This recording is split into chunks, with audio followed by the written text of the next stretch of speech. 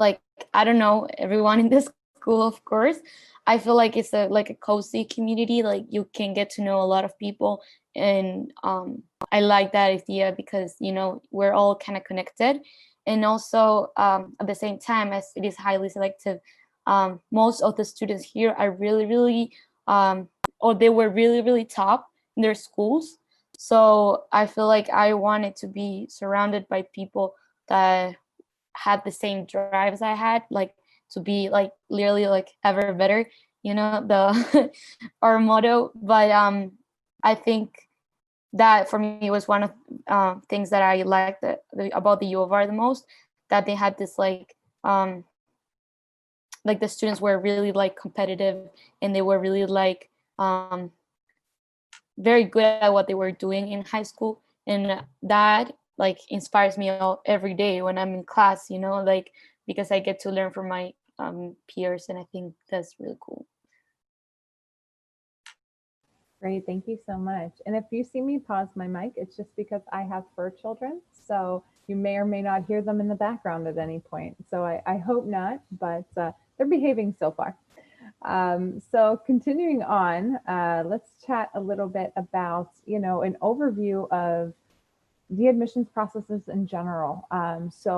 There's going to be a committee that meets and regularly, reviewing applications, and we're discussing whether or not this student is a good fit for us, but we're also a good fit for you.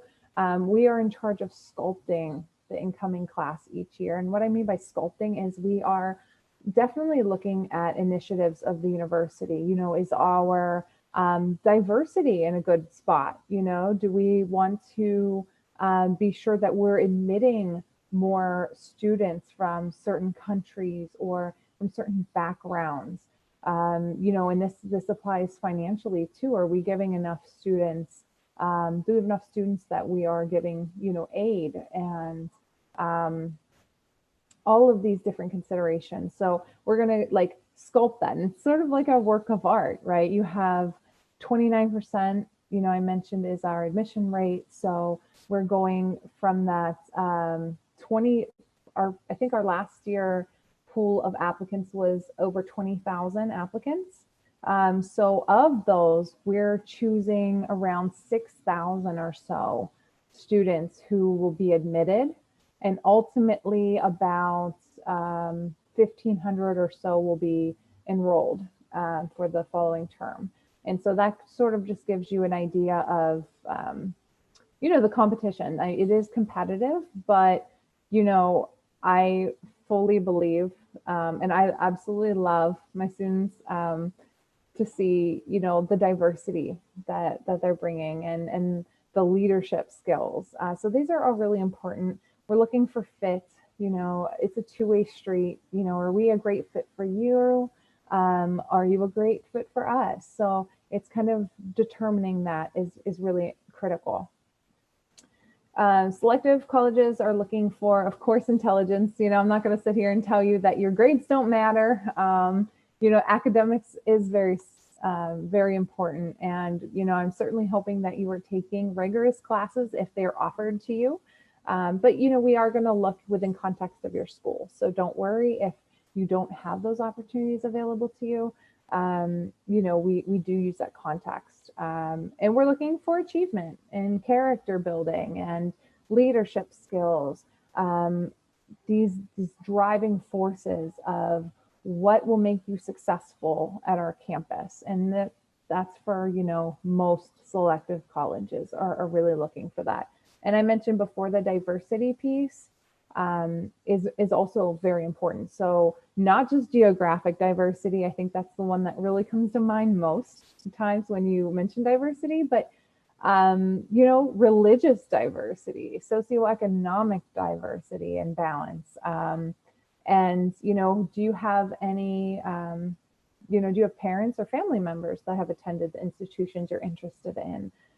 All of these things are so important to fit together to make sure that the incoming class is diverse and that it is welcoming of all.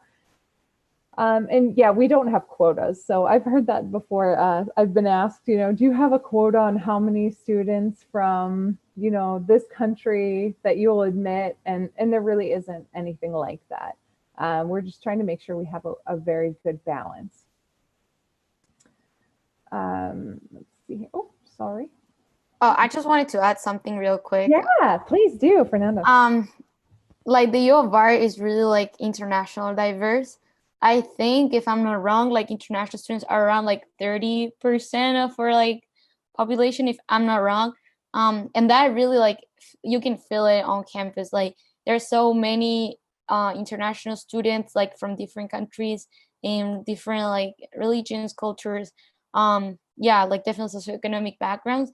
And I personally love that because it gives you such a like global perspective, and you learn in like a very global educational environment. And I love that. I think that's one of the most attractive things like the U of R, that is like very international. And I think that's also really cool for like domestic students as well. So yeah, just to add that. Yeah, no, that's great. And Fernanda, what have you made many friends from different countries, and what has that been like for you? Yeah, so my first year, I had a group of friends that they're still my friends. Um, like it was a very international group. It was like one girl from Russia, one girl from Korea, one boy from Nepal, one guy from Canada, one guy from here from the US, um, me like from Uruguay, and it was like very diverse. And I think that's really cool. Like because like when we used to study together, it was like very interesting to hear different perspectives on the same topic or things like that. So I don't know, and I like find so interesting the fact that sometimes you can get along so well with someone that comes from a very like completely different background in culture. Like I have a friend from Tunisia.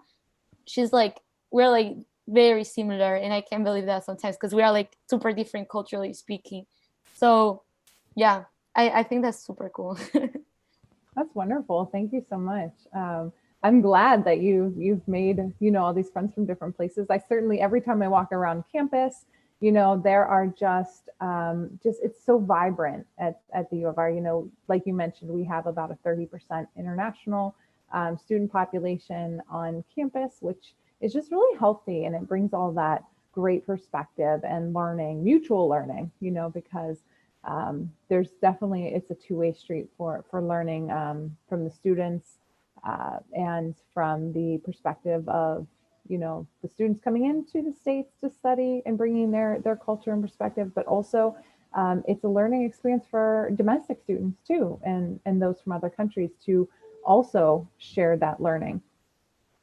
So to continue on with some of the factors in the admissions process, now that we've talked about diversity a bit and leadership skills and things like that, we have what's called a holistic process. And so essentially what that means is we are looking at everything within your application to determine your fit for the college. So not just the academic credentials, but also your recommendation letters. What do they say about you?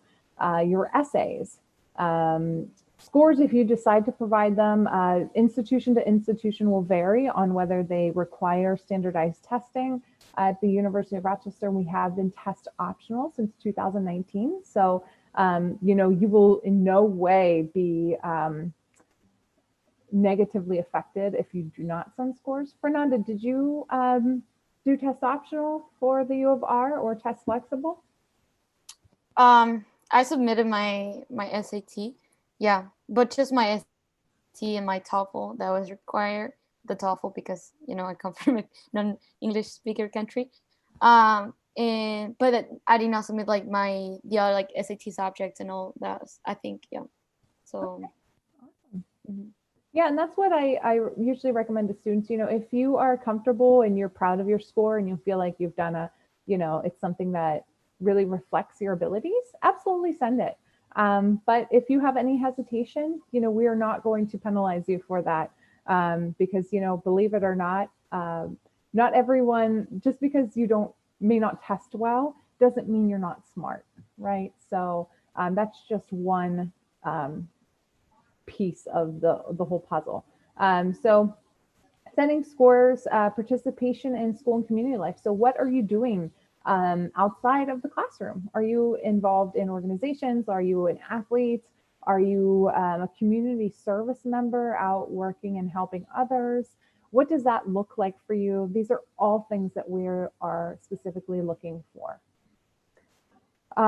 So, and I mentioned this before, but every student we're looking at, we are viewing within context of your institution. So we're not comparing all the student applicants in Uruguay. You know, we are looking at the context of your individual high school. What is offered, what's available, and what are you doing within that space? So yeah, so these are all the considerations to, you know, what we're looking for specifically in admissions. And I'm not going to go through all of these. It's a lot. But, you know, just if you want to take a quick look, you know, we're also looking at things like class rank, if there is one, employment, leadership, musical talent. I like to bring that one in because if you're musical, the University of Rochester in particular has a fantastic music program, both on the River campus and also at our Eastman School of Music, which is even higher level. So lots of fantastic. And I see Fernanda is clapping. Fernanda, would you like to say something about that?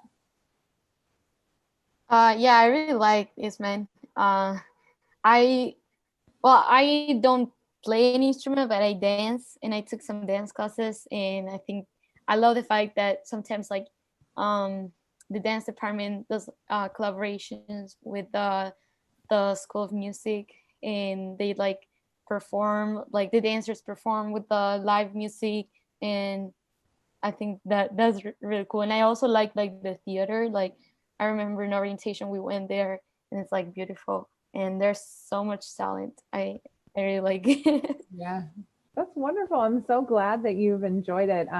I live very close to Eastman, and actually, my fiance is a doctoral student at Eastman, and yeah, so we go there a lot. And a lot of students, you know, you may be on the River campus studying, but you can take the shuttles to Eastman and to the Memorial Art Gallery, and so you're not ever like stuck on campus or feeling like you're, you know, in this bubble. You still get the opportunity to go out.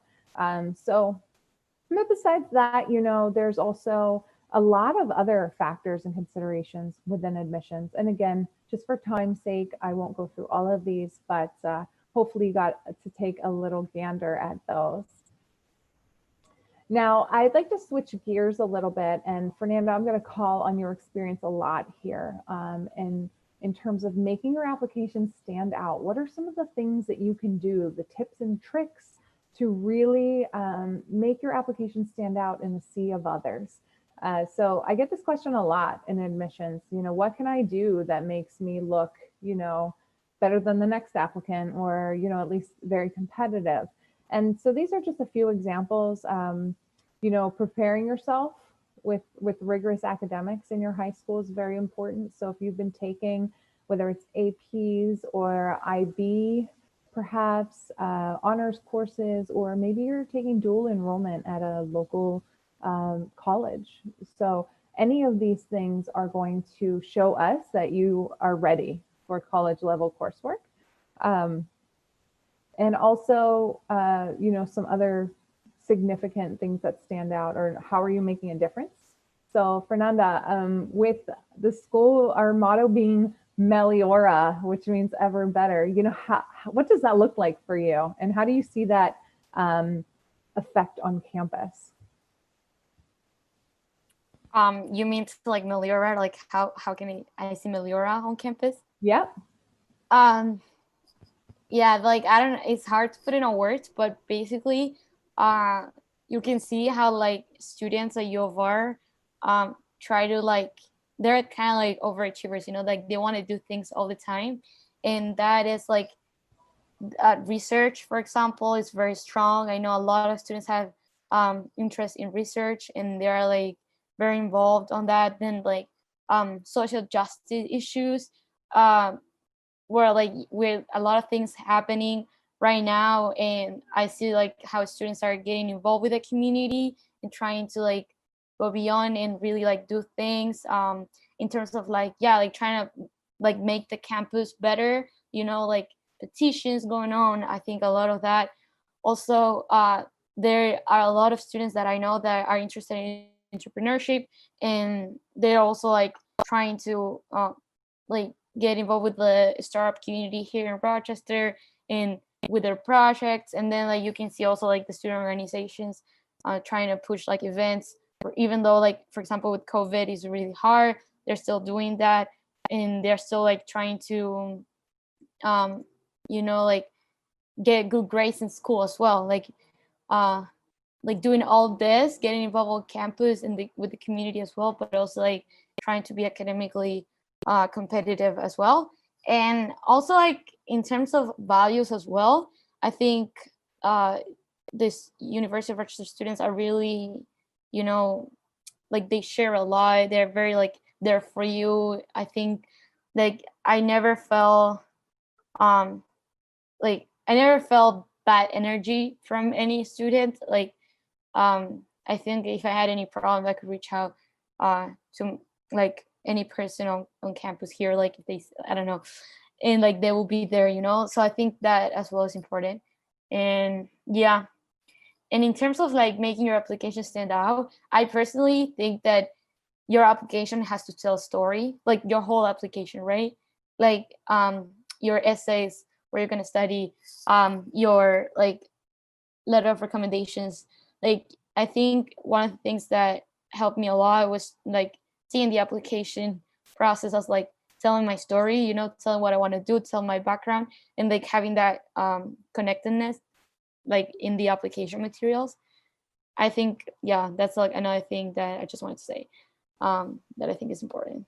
Yeah, absolutely. And, I can definitely tell, from application cycle to, the next, certain applications just stay with you. You remember them for a long time because of those stories.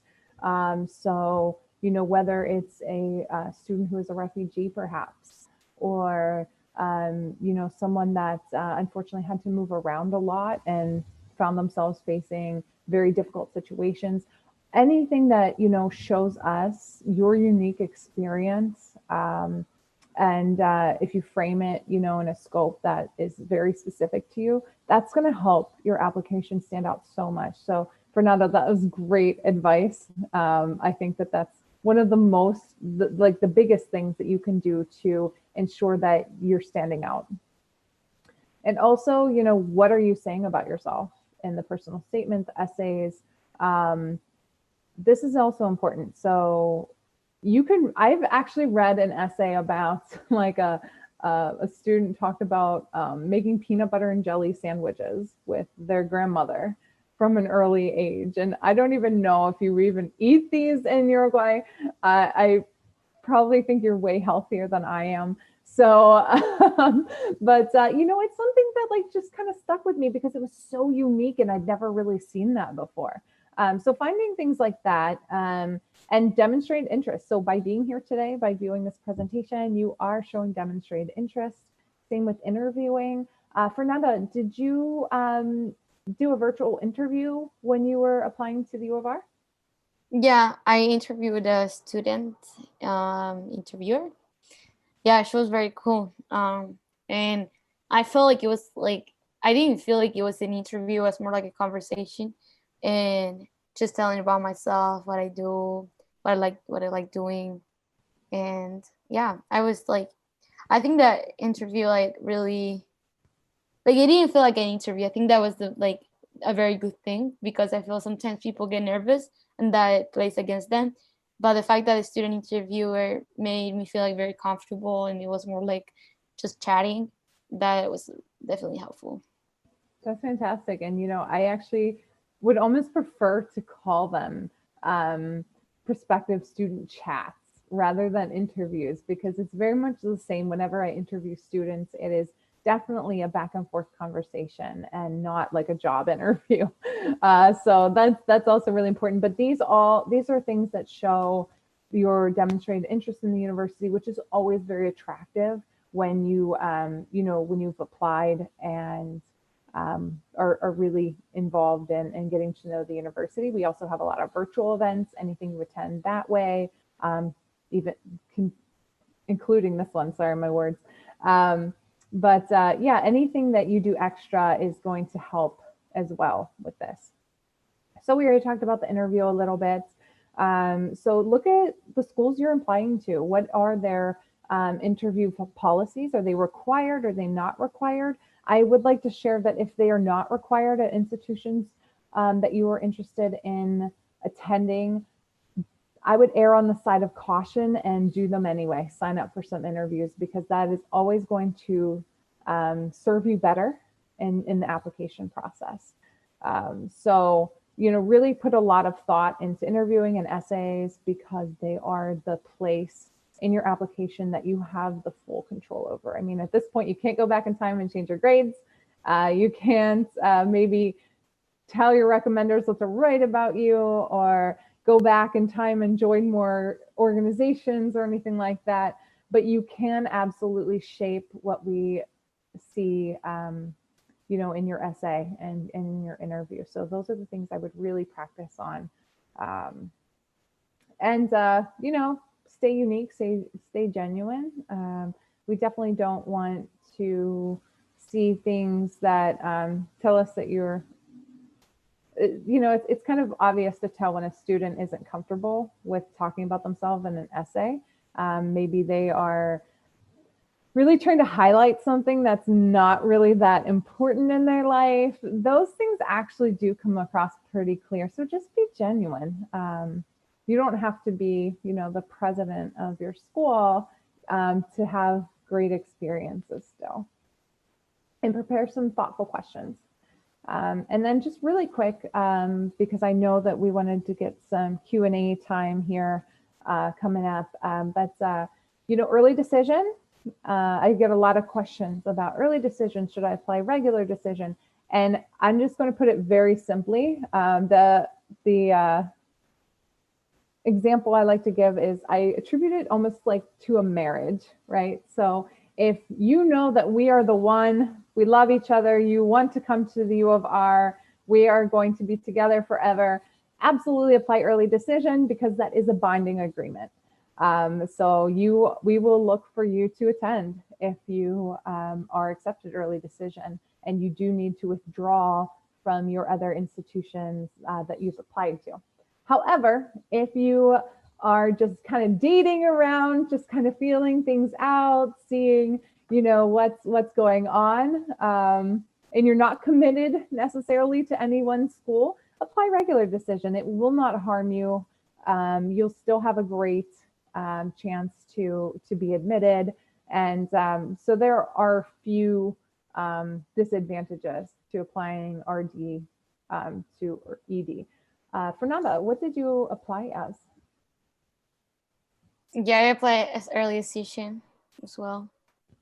Nice. But there were two deadlines. I applied to the second one. Yeah, so there is early decision 1 and early decision 2. Just for the folks that maybe didn't get a chance to apply on time for early decision, but come mid-November still really want to be a part of the early decision, that's still possible. Awesome. And lastly, just a little bit about merit awards and financial aid. I know these are really important. So most selective institutions do offer combination of merit awards and financial aid.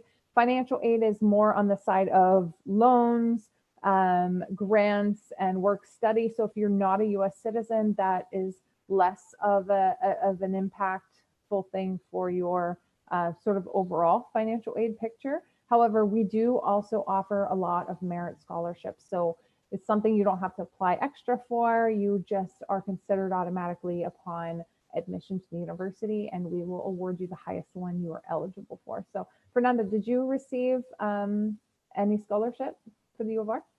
Yeah, I received the Ahora, or Ahora, I don't know, Ahora in Spanish, which is for Latino students. That is a merit scholarship. And then I received a lot of financial aid, actually. Like the rest is literally financial aid. So I I have like basically a full ride, and I am very, very grateful with the university for that. And they are very like the financial aid officers are like my financial aid officer, that is like the same for all international students. Lucinda, I don't know if you know her. I love that. That's Yeah, yeah, she's really cool. She's like, yeah, she's very like open, you know, to listen to each student situation. And yeah, like especially this year that has been very hard for everyone. I think the U of R did a really good job on trying to listen every student situation, at least from what I know, based on my situation and other students as well. So definitely, I think, and also like I think that's one big thing about the U of R as well, that they give a lot of aid to international students, because that's another thing that doesn't happen in other colleges. And I know that most, like a lot of U of R international students are financial aid. So I think that's really important and really cool that we do that. I'm part of U of R as well. Yeah, absolutely. I think just a couple cycles ago, I'm not sure what the last one looked like, but we typically give upwards of $136 million specifically to international students for financial aid. So like Fernanda mentioned, it's not just like the merit awards, but there are also other scholarships and financial aid based on need that are available to you. So we are committed to meeting 100% of demonstrated student need. So that is an important consideration as well. You know, if that is something high on your list for universities, to take a look at their financial aid and how that works. That's going to be very important to some more than others. So yeah, so that's a little bit about our financial aid process. You know, you definitely can just write on your common application or coalition application that you are interested in, you know, receiving aid and merit scholarships. And from there, we just ask for the CSS profile for you so that we can see where you can afford to, and say the universities up here, we fill in that gap for you so that you can attend. That's really important. So at this point, I'd like to switch over to questions. I know that I was trying to be mindful of your time. Yeah, Anna, is there any way, do we have some questions coming in or? Yes, absolutely. So any students that would like to ask a question, you can go ahead and either turn on your microphone and ask directly, or you can send in the chat. The chat feature is turned on as well. So feel free to send your questions and I will relay them to Fernanda and Brett. If you'd prefer, si prefieres preguntar en español, no hay problema. Y Fernanda puede contestar en español también. So we'll leave it open to questions.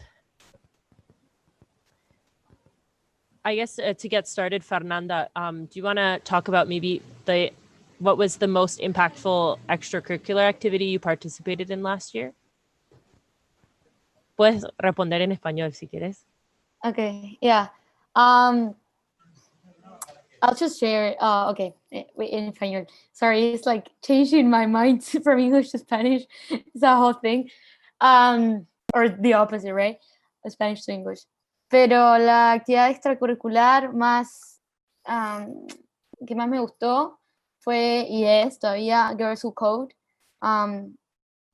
Somos un grupo de estudiantes que trabajamos para enseñar clases de programación a niñas de la comunidad Rochester, y ahora también vamos a empezar con talleres colaborativos para hacer proyectos de informática también acá con los estudiantes, y nada, esa me re gusta, todavía estoy como en la parte de organización, o sea, en lo que le llamamos e-board, y me súper gusta esa actividad. Así que no sé si tienen preguntas de cualquier tipo. Perfect. We do have a question who came in from Emiliano, and he says, I would like to know about internship opportunities at the University of Rochester. Absolutely. So we offer a lot of different internship opportunities, experiential learning opportunities, as well as, you know, the tier 1 research aspect as well.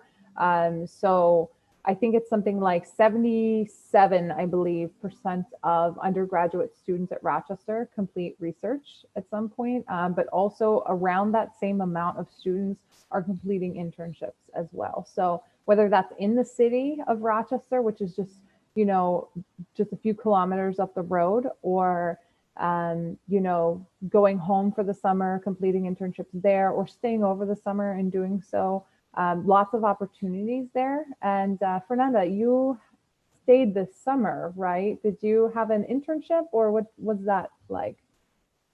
Yeah, so yeah, I did a lot actually during the summer. So during the summer, I was doing research. I was doing independent research because the U of R gave me a grant called Research and Innovation Grant, and I did like a research, independent research about female entrepreneurship in Latin America, and I'm still doing it actually. It's like an ongoing process, and I'm doing a project based on that. So that's one thing. And then the other is that I also got an internship with an organization called Startup Grind that works like to host events about entrepreneurship and like for the founders and the startup community members at Rochester here. And I help them with like community management and trying to like help them with the organization of the events. So I did that. And yeah, definitely like in terms of internship, like we have a career center here that is really, really helpful. And like the advisors really help you like to figure out what you want to do and like what you can do like in the future. I had an appointment that like the most recent appointment I had, like it was really inspiring for me because the advisor really helped me to see what steps I need to take to get to what like the field I want.